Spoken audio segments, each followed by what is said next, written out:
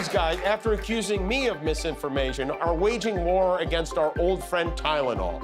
That cute little caplet we've known and eaten for years is now public enemy number one. The president and the croakiest Kennedy are telling us not to take Tylenol, which is confusing between the new rules for that and vaccines and who knows what else is next, maybe Flintstones vitamins. Trump brought Elon Musk to the White House. They bring a Tesla, and Trump's like, I'm buying a Tesla with my own money, and which nobody believes. And the man did a full-on infomercial. I'm like, this is the president of the United States. Yep.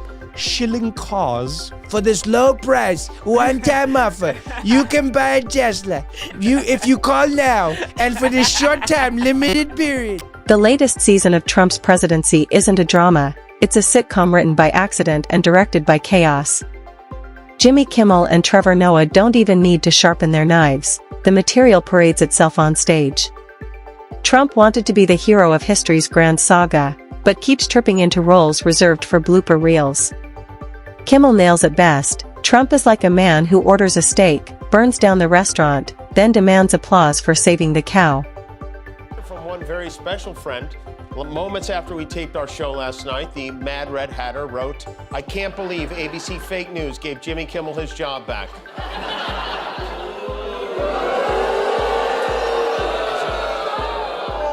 You can't believe they gave me my job back. I can't believe we gave you your job back.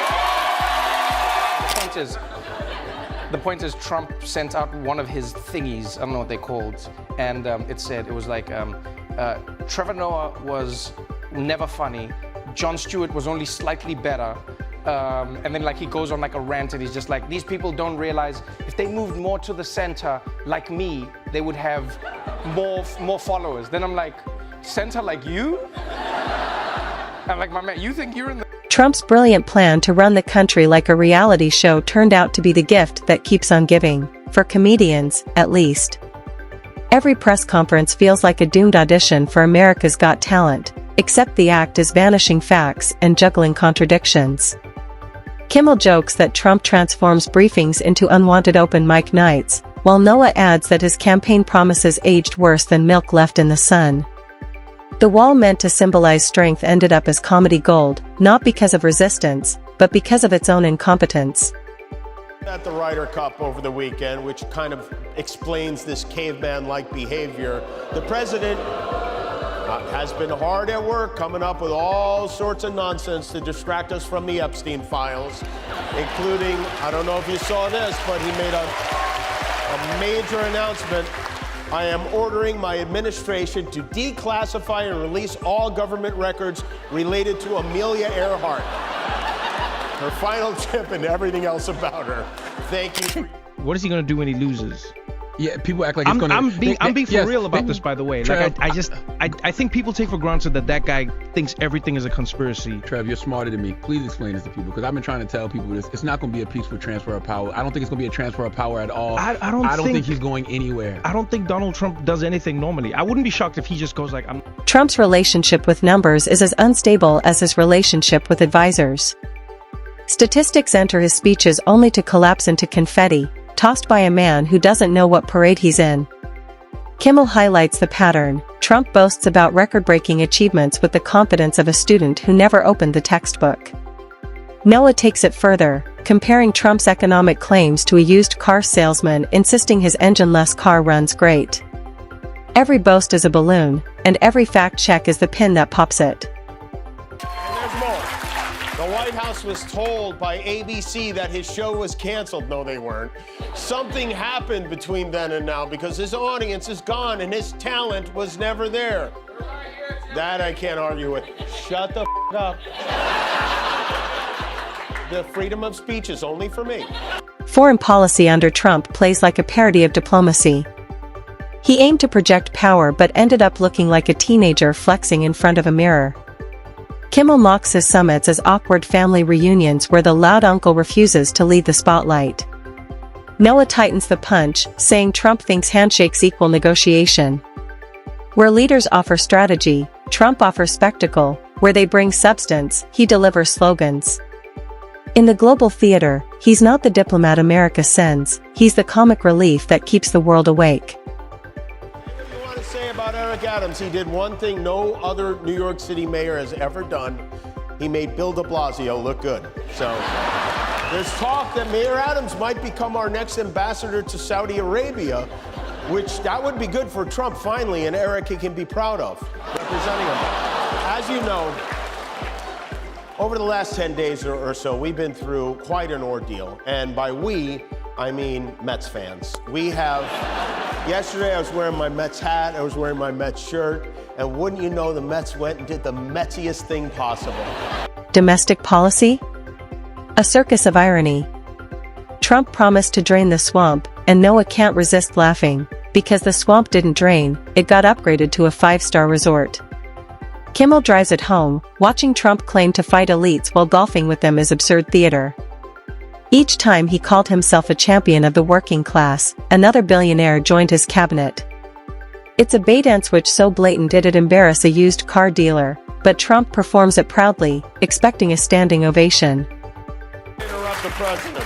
Why would they want someone back who does so poorly, who's not funny, and who puts the network in jeopardy by playing 99% positive Democrat garbage? Who puts the network in jeopardy? You hear that? There's the threat again. This time straight from FCC Biscuit's mouth. He goes, he says, I think we're going to test ABC out on this. Let's see how we do. Last time I went after them, they gave me $16 million. This one sounds even more lucrative. A true bunch of losers. Only Donald Trump would try to prove he wasn't threatening ABC by threatening. Then there's the obsession with image. Trump measures success not by results or policy, but by applause volume. Kimmel mocks his fixation on crowd sizes, saying only a deeply insecure man would turn national tragedy into a math debate. Noah piles on, comparing him to a teenager refreshing social media likes after prom night rejection. For a man desperate to be remembered as historic, his legacy reads more like the diary of someone addicted to validation. The scandals? A carousel spinning too fast for America to keep up. What comedians call a setup and punchline, Trump calls a weekday. He's releasing the Earhart file. At least he made it to the E's in the files. That's progress. Tomorrow we release the Ebert files. We will finally get to the bottom of what happened to Siskel. Meanwhile, Vice President Maybelline was making the rounds, attempting to defend his boss and the chairman of the FCC with a new fairy tale even a 5-year-old wouldn't believe. Celebrities are rallying to his cause, saying this is a First Amendment assault being carried out by the FCC, Brendan Carr, and by the President of the United States himself. And to that you say?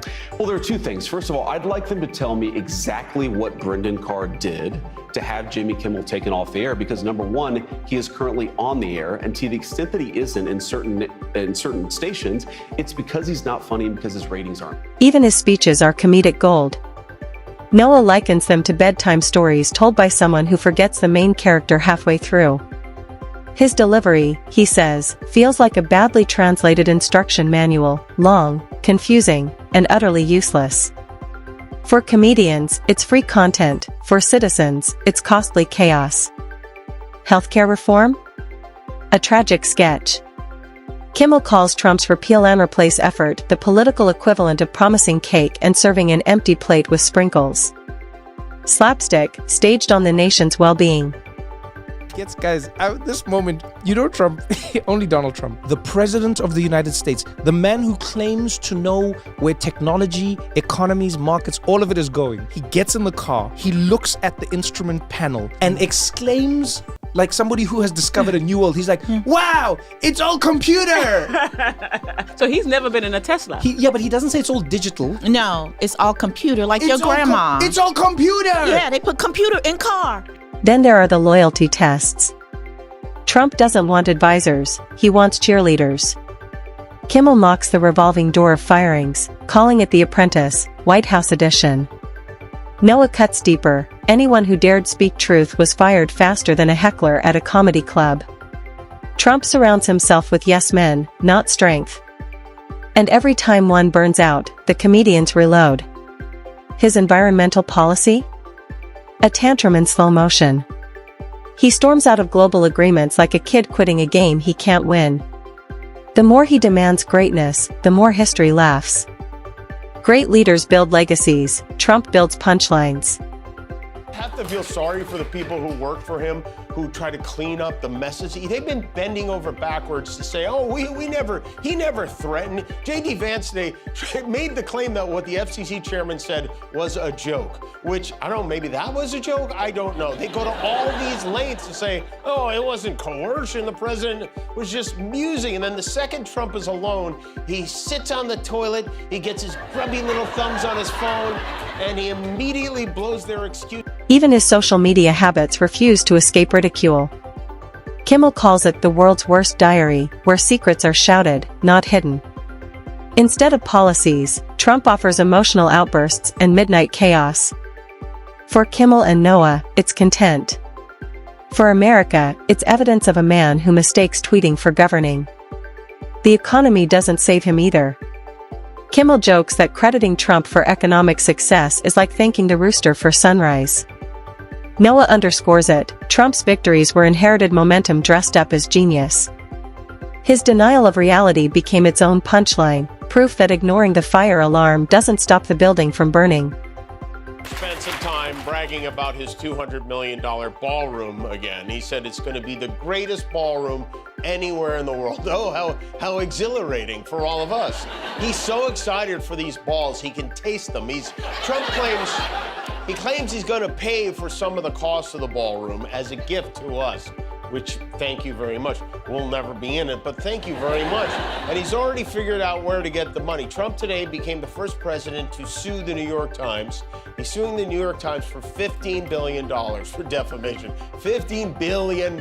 Where does he even come up? These are like numbers my children make up when they're talking about. Then came the global crisis, a stage Trump used for self-promotion rather than leadership. Noah exposes the irony. Optimism became denial, and incompetence turned deadly. Kimmel compares the daily briefings to improv theater performed by someone who doesn't know the rules. What should have been reassurance became surreal monologues where facts were sacrificed to ego. The crisis needed plans. America got performance art. And the only ones applauding were comedians drowning in material. Reality grew so absurd that satire struggled to keep up. Glimmer of hope that I get from Donald Trump is that he also doesn't know what he's doing. He's in it with us, which is a nice change. Oftentimes we're at the mercy of those in power, but he's in the mercy with us. Like we're all locked in a prison cell, but he's holding the key and he's like, we're all trapped. What are we gonna do? We're like, use the key. What? What are you talking about? And the reason I say this is because Trump came out and he hosted a press conference about dropping the bombs. And he was shocked in the press conference. He came out and he's like, the United States military, that's us, launched missiles, bunker busters on Iran, on all their nuclear facilities. And boy, you don't understand. Never seen bombs like that before. And I called. I'm the one who called. I said, drop the bomb. I didn't know I was gonna call. And then I was on the plane, then I said, I'm calling. Drop the bomb. And the bombs were... Beyond the daily chaos, Trump cemented himself not as a leader, but as a cautionary tale. Kimmel quipped that he turned the White House into the world's most expensive open mic night, where the punchlines had consequences. Noah sharpened the point. Trump, who claimed to be indispensable, proved utterly unprepared. His legacy isn't resilience but ruin. Even in recovery, the obsession with image persisted. Kimmel roasted his fixation on ratings, reminding viewers that no leader who measures crises in Nielsen points can be trusted with solutions. Promises of miracles came packaged like infomercials selling snake oil. Trump announced the suit this morning. He wrote, today I have the great honor of bringing a $15 billion defamation and libel lawsuit against the New York Times, one of the worst and most degenerate newspapers in the history of our country. The Times has engaged in a decades-long method of lying about your favorite president, me, my family business, the America First movement, MAGA, and our nation as a whole. The New York Times has been allowed to freely lie, smear, and defame me for far too long, and that stops now. Kimmel noted how every grand announcement crumbled under reality's weight, while Noah likened Trump's routine to a man repeatedly slipping on his own banana peel. What was meant to project power exposed fragility, what was meant to build legacy ensured mockery. Trump's exaggerations outpaced satire itself. Kimmel said his speeches need no punchlines, just a replay button. Noah concluded it perfectly. This isn't satire exaggerating reality. This is reality doing the work for satire. Trump thought he was directing the show. But he was the show. And when the curtain finally falls, no one will stand to applaud, they'll still be laughing.